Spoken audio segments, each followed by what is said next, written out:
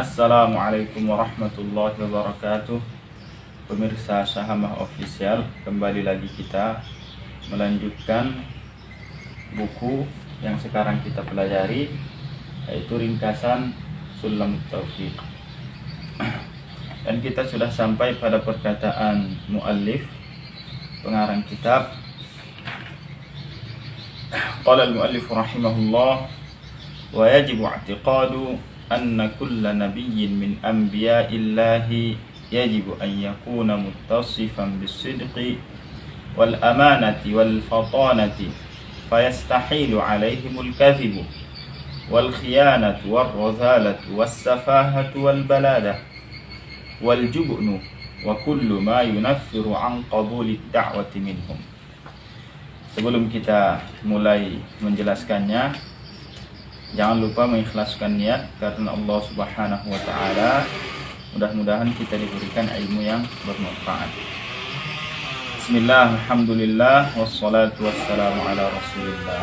Beliau mengatakan di sini, wajib berkeyakinan juga bahwa setiap nabi Allah pasti wajib bersifat jujur.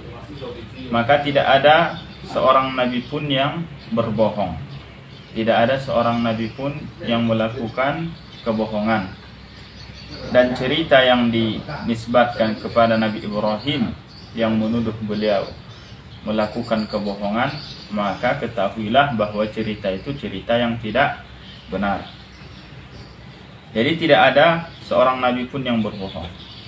Kemudian para nabi itu juga dapat dipercaya, bersifat al-amanah. Maka tidak ada para nabi yang memakan harta umatnya dengan batil, atau ketika mereka dimintai untuk memberikan nasihat, mereka mengarahkan pada hal yang buruk. Tidak ada nabi yang seperti itu. Dan para nabi itu bersifat al-fatanah, cerdas. Tidak ada nabi yang bebal atau tidak memahami apa yang disampaikan dari awal, meminta untuk diulang karena tidak paham misalkan. Tidak ada nabi yang seperti itu. Mereka memahami suatu ucapan itu dari awal mereka mendengar. Kemudian juga para nabi itu mustahil bagi mereka berbohong, berkhianat, ar-razalah, as-safahah, al-baladah. Ar-razalah, sikap rendahan, sikap orang-orang yang tidak memiliki martabat yang tinggi, semisal mencuri-curi pandang kepada wanita yang bukan mahramnya dengan pandangan syahwat. Begitu juga safahah, sikap yang tidak bijaksana, semisal menghancurkan harta misalkan dengan membakar uang atau yang lainnya. Al-baladah, sifat bebal, tidak misalkan memahami apa yang disampaikan, masih minta diulang misalkan, masih bertanya apa, bagaimana misalkan. Tidak ada nabi yang seperti itu. Mereka orang yang cerdas, tidak ada yang bebal, tidak mampu menegakkan hujjah kepada kaumnya. Para nabi itu mampu menegakkan hujjah kepada kaumnya. Dan tidak ada nabi yang pengecut. Dan para nabi juga mereka mustahil bersifat atau ada pada mereka perkara yang munafir, menjauhkan orang dari menerima dakwah mereka. Mereka itu mustahil memiliki sesuatu yang sebab itu orang menjauhi mereka, tidak mau menerima dakwah dari mereka karena keburukan akhlak misalkan. Mustahil itu ada pada nabi. Atau misalkan ada sesuatu yang menjijikkan, seperti penyakit yang menjijikkan misalkan yang ada pada mereka, itu juga mustahil ada pada seorang nabi. Jadi penyakit yang membuat seseorang lari dari orang lain, orang yang berpenyakit tersebut, itu mustahil ada pada seorang nabi. Jadi cerita yang disampaikan tentang Nabi Ayyub yang mengatakan keluar ulat dari tubuhnya, itu adalah cerita yang tidak benar. Nabi Ayub diberikan cobaan oleh Allah Subhanahu wa taala. Dicoba dengan sakit yang cukup lama dan sakit yang berat, tapi bukan sakit yang menjadikan orang itu merasa istilahnya tidak mau mendekati beliau. Sakit yang membuat orang jijik sehingga lari meninggalkan beliau, bukan sakit yang seperti itu.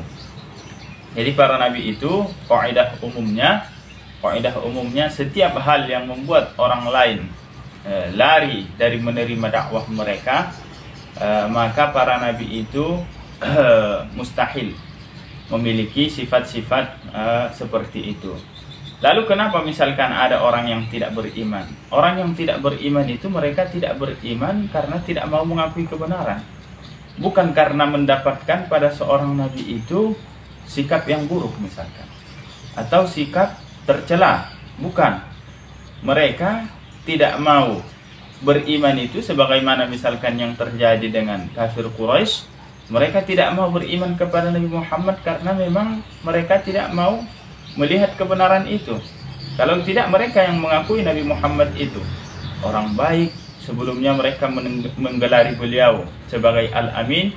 Tetapi setelah Nabi Muhammad menyampaikan dakwah ke mereka, akhirnya muncul dari sebagian kesombongan itu, tidak mau dan hanya ingin mempertahankan ini dulu ajaran nenek moyang kita, ini dulu ajaran pendahulu kita, tidak mau melihat atau tidak mau menerima kebenaran yang ada pada Nabi Muhammad. Jadi orang-orang itu yang tidak beriman kepada seorang nabi itu bukan karena melihat pada suatu nabi itu sikap tercela atau hal-hal yang membuat orang lain darinya, tapi memang dia tidak mendapatkan hidayah, dia tidak mau menerima kebenaran. Kalau tidak, para nabi itu sebagaimana yang disebutkan oleh nabi kita Nabi Muhammad sallallahu alaihi wasallam,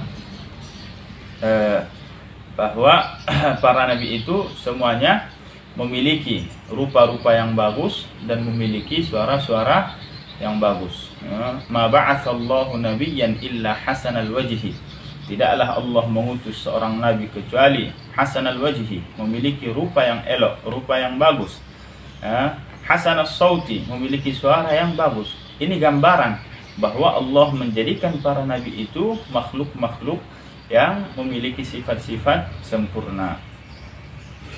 Wa tajibu lahumul ismatu minal kufri wal kaba'iri wa saghairil khissati qabla an-nubuwwati wa ba'daha. Wa yajuzu 'alaihim ma siwa dhalika minal ma'asi lakin yunabbahuna fawran lit-taubati qabla an yaqtadiya bihim fiha khairuhum. Mereka pasti wajib terjaga, maksum dari kekufuran. Tidak ada seorang nabi yang jatuh pada kekufuran, baik sebelum diangkat menjadi nabi atau setelah diangkat menjadi nabi, baik di masa kecilnya atau setelah dewasanya. Tidak ada mereka yang jatuh pada kekufuran, tidak ada mereka yang menyembah selain Allah Subhanahu wa ta'ala. Jadi mereka itu terjaga dari kekufuran, terjaga dari dosa-dosa besar dan dosa-dosa kecil yang menandakan rendahnya jiwa pelakunya, baik sebelum mereka menjadi nabi maupun sesudahnya. Mereka mungkin saja melakukan dosa-dosa selain itu. Yang dimaksud di sini dosa-dosa kecil yang tidak menunjukkan kehinaan jiwa pelakunya. Jadi para nabi itu terjaga daripada kekufuran, meyakini ada Tuhan selain Allah misalkan, atau menyembah selain Allah, atau tidak meyakini keyakinan yang benar tentang Allah Subhanahu wa ta'ala. Mereka terjaga daripada hal tersebut. Mulai dari masa kecilnya sampai dewasanya, mereka tidak pernah jatuh pada kekufuran. Kemudian baik sebelum diangkat menjadi nabi atau setelah diangkat menjadi nabi. Kemudian juga mereka dijaga daripada dosa-dosa besar seperti membunuh seseorang tanpa hak, kemudian berzina misalkan, atau yang lainnya. Nah, kemudian mereka juga terjaga daripada dosa-dosa kecil yang menunjukkan kehinaan jiwa pelakunya. Semisal mencuri sebiji anggur misalkan, dosa kecil, tapi itu dosa yang menunjukkan kehinaan jiwa pelakunya. Adapun dosa kecil yang tidak menunjukkan kehinaan jiwa pelakunya, maka mungkin saja itu terjadi bagi seorang nabi itu, sebagaimana yang Allah sampaikan tentang Nabi Adam, wa 'asa Adamu rabbahu faghawa, wa 'asa Adamu rabbahu faghawa, yaitu Nabi Adam berbuat maksiat, dosa kecil yang tidak menunjukkan hina jiwa pelakunya itu ketika Nabi Adam memakan buah yang Allah melarangnya dari memakan buah tersebut. Nabi Adam memakan buah tersebut, dan disampaikan dalam Al-Quran bahwa ini wa'asa, ini disebut sebagai maksiat. Dan maksiat di sini apa maksudnya? Dosa kecil yang tidak menunjukkan kehinaan jiwa pelakunya. Namun meskipun mereka seandainya jatuh pada perbuatan tersebut, namun mereka akan diingatkan langsung oleh Allah Ta'ala untuk bertaubat sebelum dosa-dosa tersebut diikuti orang lain. Nabi Adam sebelum umatnya keturunan beliau lahir, beliau sudah memohon taubat kepada Allah Subhanahu wa Ta'ala.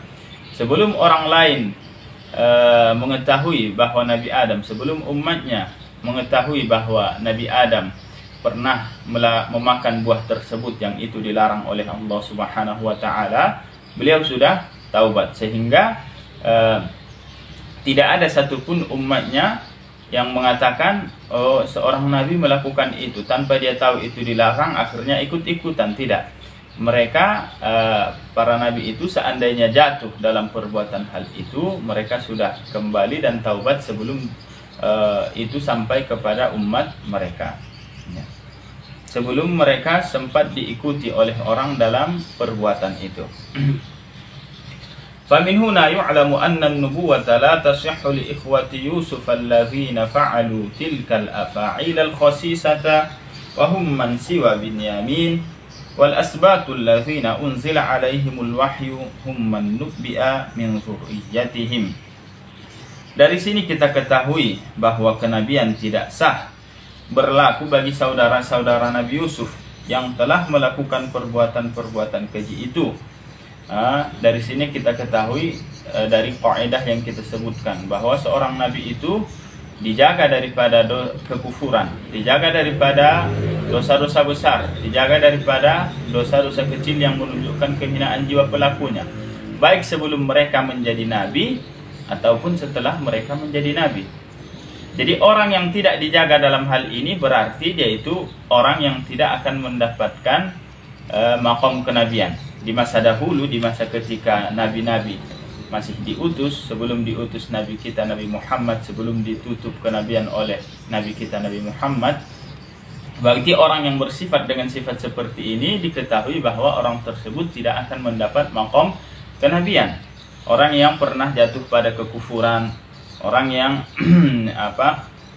melakukan dosa besar atau dosa kecil yang menunjukkan kehinaan jiwa pelakunya, meskipun dia setelah itu taubat, dia tidak akan mendapatkan maqam kenabian, karena maqam kenabian itu tadi dijaga oleh Allah Subhanahu wa Ta'ala. Orangnya tidak akan jatuh pada kekufuran, dosa besar, dosa kecil yang menunjukkan hina jiwa pelakunya, baik sebelum diangkat menjadi nabi ataupun setelah diangkat menjadi nabi. Nah, saudara-saudara Nabi Yusuf itu waktu saat itu mereka melakukan banyak hal kecuali saudara Nabi Yusuf yang bernama Binyamin.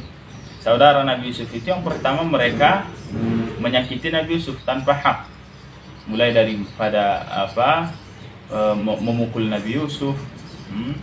Kemudian juga setelah Nabi Yakub kehilangan anaknya Nabi Yusuf, mereka juga membodoh, istilahnya mencerca ayah mereka, bahkan menganggap apa yang dilakukan ayah mereka tidak bijaksana. Yusaffihuna abahum, itu kan Nabi Yakub, padahal Nabi Yakub seorang nabi. Yang perbuatan ini merupakan perbuatan yang mengeluarkan mereka daripada keimanan. Mereka mengatakan kepada Nabi Yakub, innaka lafi dhalalikal qadim. Mereka mengatakan apa yang dilakukan Nabi Ya'qub itu istilahnya suatu kedolalan, suatu yang keliru. Mereka istilahnya menjelek-jelekkan ayah mereka yang merupakan seorang nabi. Jadi mereka jatuh pada perbuatan dosa-dosa tadi, bahkan mereka jatuh pada kekufuran. Namun memang setelah itu mereka taubat. Setelah itu setelah mereka bertemu dengan Nabi Yusuf, mereka itu bertaubat. Dan tetapi meskipun mereka bertaubat, seperti yang kita katakan, mereka ini orang-orang yang tidak mencapai maqam kenabian. Mereka itu adalah selain Binyamin. Adapun Binyamin, maka kemungkinan dia itu merupakan seorang nabi. Kenapa? Karena dia tidak termasuk tidak termasuk yang mengikuti saudara-saudaranya yang melakukan perbuatan dosa besar tersebut atau yang jatuh pada kekufuran tersebut. Sedangkan al-asbat yang disebutkan dalam Al-Quran, al-asbat yang disebutkan yang merupakan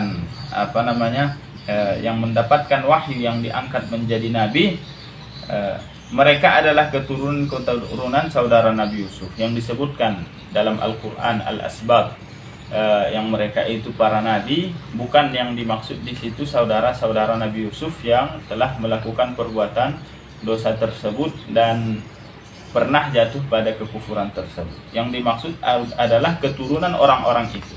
Kalau keturunan orang-orang itu, mereka lah yang dimaksud al-asbat itu, yang mereka itu merupakan para nabi. Jadi bukan mereka yang dimaksud, karena makom kenabian itu sebagaimana yang kita sebutkan dijaga oleh Allah Subhanahu wa taala. Yang diangkat menjadi nabi dijaga daripada dosa besar, kekufuran, dosa kecil yang menunjukkan kehinaan jiwa pelakunya.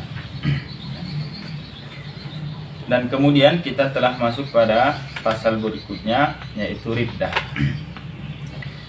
Faslun, yajibu ala kulli muslimin hifdhu islamihi wa sawnuhu amma yusiduhu wa yubtiluhu wa yaqta'uhu wa huwa riddatu wal iyadhu billahi ta'ala.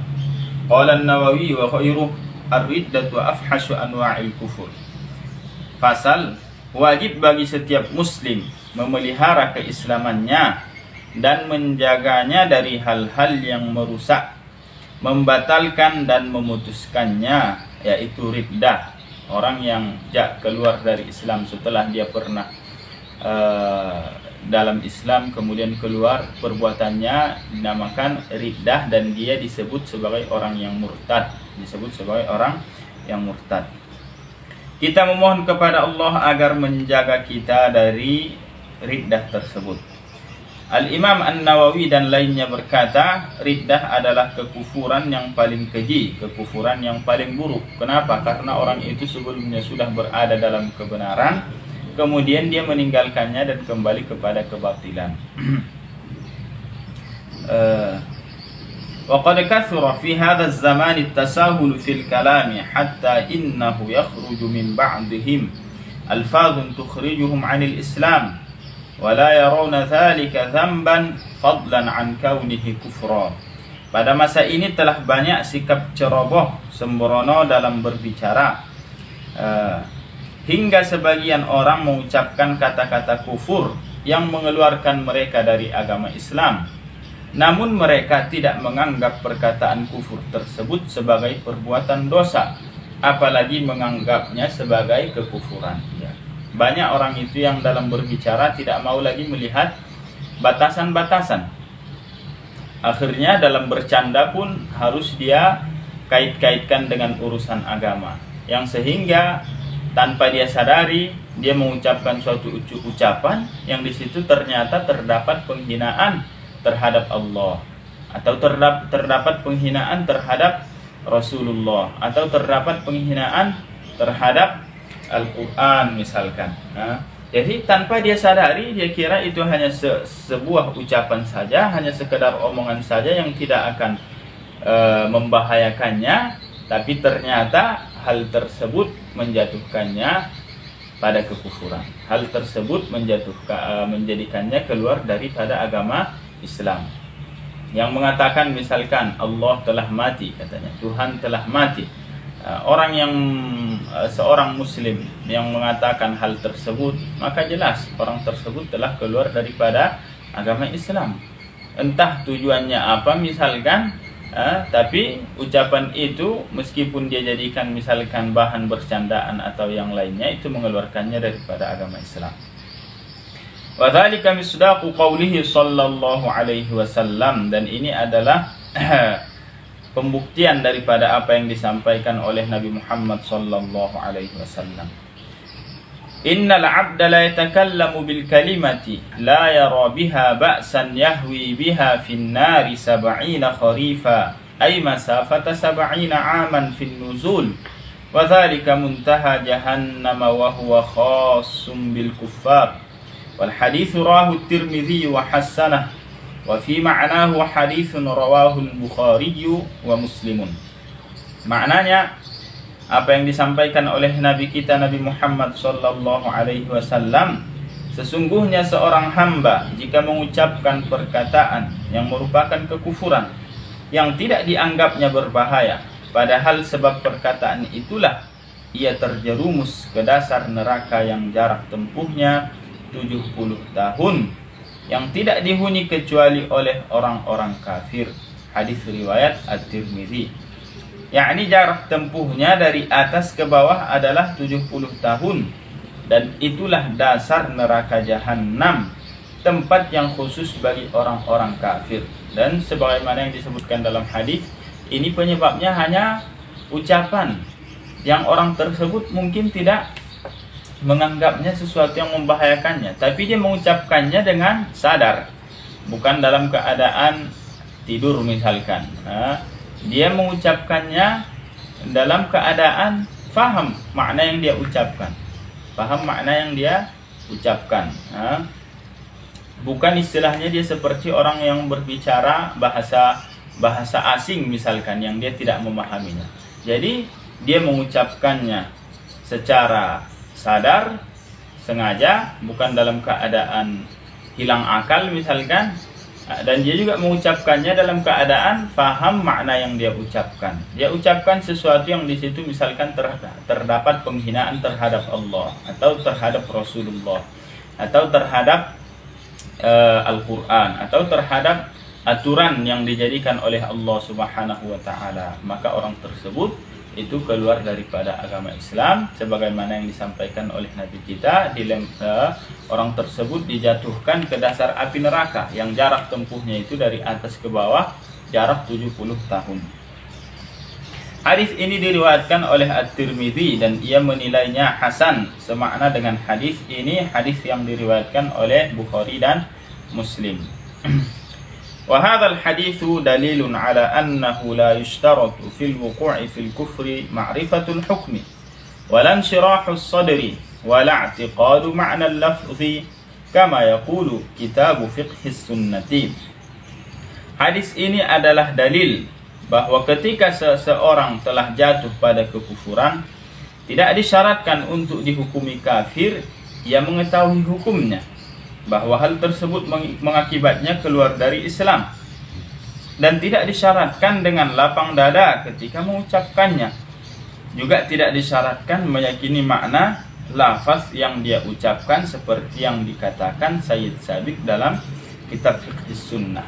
Jadi orang yang mengucapkan ucapan yang misalkan di situ terdapat penghinaan terhadap Allah atau penghinaan terhadap Rasulullah atau penghinaan terhadap Al-Quran atau penghinaan terhadap ajaran yang atau aturan yang dijadikan oleh Allah Subhanahu wa Ta'ala, semisal kewajiban yang Allah wajibkan, hal-hal yang Allah perintahkan untuk kita lakukan. Ada orang yang mengucapkan ucapan yang menunjukkan penghinaan terhadap hal-hal tersebut. Seperti yang kita katakan itu, jika memenuhi dua ketentuan ini, dia mengucapkannya dalam keadaan sadar, bukan dalam keadaan hilang akal, seperti orang yang berbicara dalam tidurnya, atau orang gila misalkan, bukan dalam keadaan itu, dia dalam keadaan sadar, bukan dalam keadaan hilang akal. Kemudian dia faham ucapan yang dia sampaikan, kemudian dia faham ucapan yang dia yang dia sampaikan. Dan dia bukan diancam bunuh, bukan dia orang yang diancam bunuh untuk mengucapkannya. Tiga ketentuan ini, jika memenuhi tiga ketentuan ini, dia mengucapkannya dalam keadaan sadar. Kemudian paham apa yang dia ucapkan, dia bukan seperti orang yang berbicara bahasa asing misalkan yang tidak dia pahami. Kemudian dia bukan dalam keadaan diancam bunuh untuk mengucapkannya. Maka ketika dia mengatakannya, dia keluar dari agama Islam.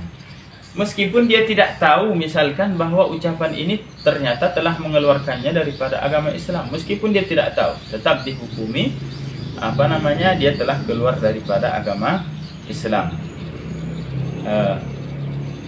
Atau meskipun dia tidak lapang dada, misalkan dia katakan, saya sebenarnya tidak tenang, hati saya tidak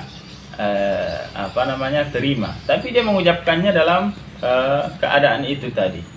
Meskipun setelah itu dikatakan, kok kenapa kamu bisa mengatakan begitu, misalkan dia mengatakan Al-Quran itu misalkan kata dia a'udzubillah mengajarkan kemunduran, misalkan kata dia. Dia mengucapkannya dalam keadaan sadar, kemudian mengucapkannya dalam keadaan paham arti kemunduran, misalkan bukan kemunduran itu bahasa asing bagi dirinya. Kemudian dia bukan diancam bunuh untuk mengucapkannya. Orang ini keluar daripada agama Islam, meskipun dia tidak tahu bahwa itu mengeluarkannya daripada agama Islam, atau meskipun kalau ditanya setelah itu, saya sebenarnya tidak dalam keadaan lapang dada mengucapkannya, misalkan. Ya, bukan seperti yang dikatakan Said Sabiq dalam bukunya yang bernama Fiqhus Sunnah, yang di situ terdapat banyak penyimpangan dan penyelewengan. Dia mensyaratkan orang tersebut katanya harus dalam keadaan lapang dada ketika mengucapkannya. Nah, kalau seandainya syarat ketentuannya ini diikuti, harus lapang dada, maka nanti setiap orang akan dengan mudahnya mempermainkan agama ini, memperolok-olok agama ini, mengucapkan ucapan yang jelas di situ terdapat penghinaan terhadap agama ini. Setelah itu mereka akan dengan mudah mengatakan, saya tidak rela mengucapkannya, saya tidak lapang dada. Dan bantahan terhadap Said Sabiq juga bahwa tidak harus disyaratkan lapang dada dalam permasalahan yang kita sebutkan itu tadi, sebagaimana yang disebutkan Nabi dalam hadisnya tersebut, la yara biha ba'san, bahwa Nabi mengatakan orang itu menganggap ucapan itu la yara biha ba'san, bukan sesuatu yang membahayakannya. Tetapi tetap kata Nabi kita di akhir hadis disebutkan, yahwi biha finnari sab'ina kharifa, tetap di orang itu jatuh ke dalam api neraka yang jarak tempuhnya 70 tahun ke bawah. Yang itu merupakan dasar api neraka yang tidak akan dihuni kecuali oleh orang-orang kafir. Wa kadzalika la yushtaratu fil wuqu'i fil kufri 'adamul ghadabi kama asyara ila dzalika an-Nawawi. Demikian pula tidak disyaratkan untuk terjatuh dalam kekufuran bahwa seseorang tidak sedang dalam keadaan marah, sebagaimana hal ini disyaratkan oleh An-Nawawi. Qala law ghadiba rajulun ala waladihi aw ghulamihi fadarabahu darban shadidan faqala lahu rajulun alasta musliman faqala la muta'ammidan kafar wa qalahu ghayruhu min hanafiyyatin wa ghairihim. Ia berkata, Al-Imam An-Nawawi berkata, jika seandainya seseorang marah kepada anaknya atau budaknya, lalu ia memukulnya dengan pukulan yang keras, kemudian orang lain berkata kepadanya, bagaimana engkau memukul anak atau budakmu dengan pukulan menyakitkan yang diharamkan? Bukankah engkau seorang muslim? Ada orang yang memukul anaknya dengan pukulan yang keras, pukulan yang di luar batas, yang sudah jatuh pada keharaman, dosa. Kemudian orang lain melihat itu mengomentarinya, kamu kan seorang, istilahnya kamu seorang muslim, bagaimana kamu memukul anakmu dengan pukulan ini? Bukankah kamu seorang muslim? Akhirnya orang yang memukul tersebut karena dia begitu marahnya, misalkan dia mengatakan iya, katanya. Dia Dia menjawab bukan, katanya. Istilahnya dia mengatakan ketika dia, bukankah kamu seorang muslim? Dia mengatakan bukan, saya bukan seorang muslim, katanya. Karena dia menurutkan amarahnya itu tadi misalkan. Dia ucapkan dengan sengaja. Maka apa kata Imam Nawawi? Maka ia telah kafir, telah keluar daripada agama Islam. Karena dia mengatakan dirinya tadi bukan seorang muslim, padahal dia sebelum itu adalah seorang muslim. Seakan-akan dia mengatakan agama yang saya peluk itu bukan agama Islam. Seakan-akan dia mengatakan agama yang saya peluk sebelumnya itu adalah agama kekufuran. Dia menamakan Islam sebagai agama kekufuran. Inilah yang menjatuhkan dia tadi keluar daripada yang menjatuhkan dia pada kekufuran, menyebabkan dia keluar dari agama Islam. Karena dia ketika berstatus sebagai seorang muslim tadi, setelah itu dia mengatakan saya bukan seorang muslim. Berarti keyakinan yang dia peluk saat itu tadi dia katakan itu bukan keyakinan Islam. Ini kan penghinaan terhadap agama Islam. Kalau bukan keyakinan Islam berarti keyakinan kufur, keyakinan di luar Islam misalnya. Jadi itulah yang menyebabkan dia keluar dari agama Islam. Hal ini dinyatakan oleh selain Al-Imam An-Nawawi. Penjelasan yang seperti ini disampaikan oleh ulama lainnya. Dari kalangan ulama mazhab Hanafi atau mazhab lainnya, baik dari ulama selain mazhab Syafi'i atau mazhab Hanafi, ulama mazhab lainnya juga menyampaikan sebagaimana yang kita sebutkan dalam buku ini. Ya. War-riddatu salasatu aqsamin kama qassamaha an-Nawawi wa ghayruhu min Syafi'iyyatin wa Hanafiyyatin wa ghairihim. I'tiqadatun wa af'alun wa aqwalun wa kullun yatasha'abu su'aban katsiratan. Dan riddah, kekufuran itu ada 3 macam, sebagaimana dibagi oleh An-Nawawi dan lainnya dari kalangan ulama mazhab Syafi'i, Hanafi dan ulama mazhab lainnya. Kekufuran atau yang menyebabkan seseorang itu murtad itu bisa ada 3 macam. Bisa dikarenakan sebagaimana beliau sebutkan di sini keyakinan. Dia meyakini sesuatu, dikarenakan dia meyakini keyakinan ini maka dia keluar daripada agama Islam. Seperti dia meyakini misalkan Allah tidak mengetahui segala sesuatu, atau ada yang tidak Allah ketahui misalkan. Ini keyakinan yang kalau orang meyakininya berarti dia bukan seorang muslim, keluar daripada agama Islam. Jadi kekufuran itu ada yang disebabkan oleh keyakinan. Yang kedua, perbuatan. Dia melakukan suatu perbuatan yang karena perbuatan ini, karena dia melakukannya, dia keluar daripada agama Islam. Seperti dia menginjak Al-Quran, tahu itu Al-Quran, kemudian menginjaknya misalkan secara sengaja, maka ini juga perbuatan yang mengeluarkan dia daripada agama Islam. Dan perkataan, dan juga riddah itu kadang orang itu murtad bisa disebabkan ucapannya. Dia mengucapkan suatu ucapan yang sebab ucapan ini dia keluar daripada agama Islam.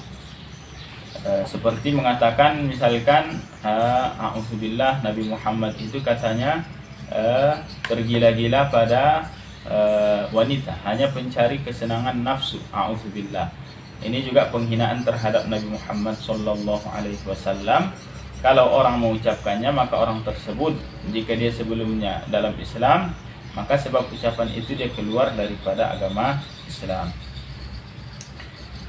Setiap dari macam kekufuran ini memiliki cabang yang banyak. Ya, keyakinan yang bisa mengeluarkan seseorang dari agama Islam itu banyak. Ucapan yang bisa mengeluarkan seseorang itu banyak. Perbuatan yang bisa mengeluarkan seseorang dari Islam itu banyak sekali.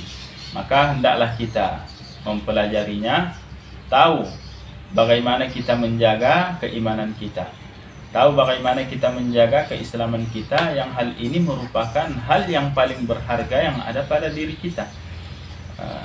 Bagaimana kita istilahnya menjaga tubuh kita misalkan dari penyakit, dari mara bahaya begitu, kita lebih harus memperhatikan lagi agama kita ini, Islam yang kita peluk ini.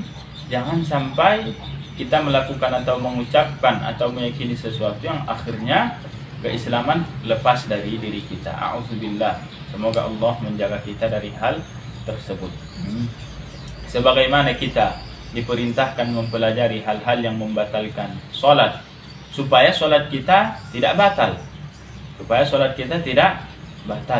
Begitu juga kita diperintahkan untuk mempelajari, mengetahui apa saja yang bisa membatalkan keimanan, keislaman seseorang, supaya dia pandai menjaga keislaman dan keimanannya dari hal yang bisa merusaknya atau membatalkannya. Ta'allamtu syarra la lisyarri walakin litawaqqihi. Aku mempelajari suatu keburukan bukan untuk melakukannya, akan tetapi untuk menjaga diri dari keburukan tersebut. Fa innamal lam ya'rifis syarra yaqa' fihi. Karena orang yang tidak mengetahui suatu keburukan, maka mungkin saja dia nanti akan terjatuh pada keburukan tersebut tanpa dia tahu itu hal yang buruk. Mungkin pada kesempatan kali ini kita cukupkan sampai di sini, dan insya Allah kita lanjutkan dan mungkin akan menjadi pertemuan akhir pada kesempatan berikutnya. Semoga kita diberikan kekuatan untuk terus menjalankan ibadah puasa ini dengan baik dan memanfaatkan waktu di dalamnya dengan berbagai ibadah atau kebaikan yang lainnya, dan kita diberikan kekuatan dan semangat untuk terus menambah ilmu agama. Wallahu subhanahu wa ta'ala a'lamu ahkam. Wassalamualaikum warahmatullahi wabarakatuh.